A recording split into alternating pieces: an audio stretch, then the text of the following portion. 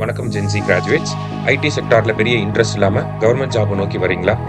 இந்த வருஷம் டிஎன்பிஎஸ்சில group 1, group 2, group 4 எல்லா எக்ஸாமுமே நடக்க போகுது. இந்த எக்ஸாம்ஸ்ல உங்களை கிளியர் பண்ண வைக்கிறதுக்காக நம்ம சுரேஷ் ஐஏஎஸ் அகாடமில ஜென்சிக்காகவே ஒரு ஃபவுண்டேஷன் கோர்ஸ் அப்படிங்கிறத ஸ்டார்ட் பண்றோம். இந்த foundation course coming June 7th வந்து ஸ்டார்ட் ஆக போகுது. ஃபர்தர் டீடைல்ஸ்க்கு நம்ம சுரேஷ் ஐஏஎஸ் அகாடமியை கான்டாக்ட் பண்ணிக்கோங்க. வணக்கம். நம்ம டெய்லியும் banking and SSC point of வியூல 5 கொஸ்டின்ஸ் கரண்ட் அஃபேர்ஸ் வந்து பார்க்குறோம். இன்னைக்கு என்ன கொஸ்டின்ஸ் இருக்கு அப்படின்னு சொல்லி பார்ப்போம். First one, the Chief of Defence Staff was created by Government of India in 2019. First statement வந்து கரெக்ட் தான்.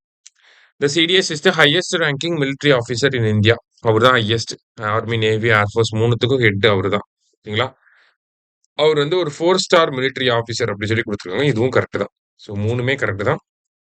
ஆர்மி, நேவி, ஏர்ஃபோர்ஸ் சீஃப் மாதிரி அவருமே சிடிஎஸ்மே வந்து பார்த்தீங்கன்னா ஒரு 4 ஸ்டார் military ஆஃபீஸர் தான். சரியா? ஸோ முப்படைகளோட தலைமை தளபதி அப்படின்னு சொல்லி சொல்லுவாங்க. மூணுமே கரெக்ட் தான். ஆல் ஆர் கரெக்ட் அப்படிங்கிறது கரெக்ட் ஆன்சர். அடுத்தது, the chief of defense staff is appointed by appointments committee of the cabinet chaired by prime minister அப்படின்னு சொல்லி கொடுத்துருக்காங்க.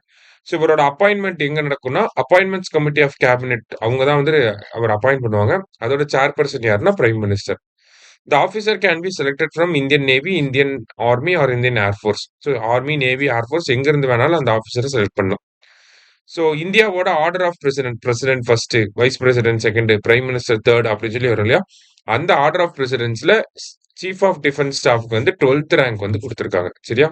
ஆர்மி, நேவி, ஏர்ஃபோர்ஸ் சீஃப்க்கும் 12th ரேங்க் தான், சீஃப் ஆஃப் டிஃபென்ஸ் ஸ்டாஃப்க்கும் 12th ரேங்க் தான். ஸோ ஆல் ஆர் கரெக்ட் அப்படிங்கிறது கரெக்ட் ஆன்சர்.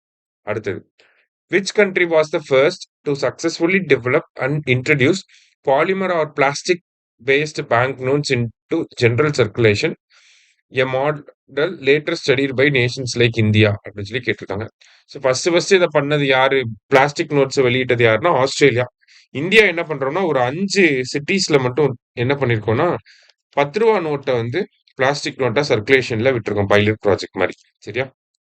அடுத்தது, India surpassed which country to emerge as the world's largest producer of rice? So rice ப்ரொடக்ஷன்ல ஃபர்ஸ்ட் வந்து India, second வந்து பாத்தீங்கன்னா China, third வந்து பங்களாதேஷ். ஓகேவா? அப்ப இந்தியா யாரை டிஃபீட் பண்ணிட்டு ஃபர்ஸ்ட் பொசிஷன் போயிருக்கோம்னா சைனாவை டிஃபீட் பண்ணிட்டு. சரியா? அடுத்தது, as per recent economic survey data, which state stands as the largest contributor to India's total rice production? இந்தியாவோட டோட்டல் ரைஸ் ப்ரொடக்ஷன்ல ஃபர்ஸ்ட் இருக்கிறது யூபி, செகண்ட் வந்து தெலுங்கானா, தேர்ட் வந்து வெஸ்ட் பெங்கால். சரியா? ஸோ டாப் ப்ரொடியூசர் யாருன்னா யூபி. இன்னைக்கு 5 கொஸ்டின்ஸ் வந்து பார்த்துருக்கோம். தேங்க்யூ.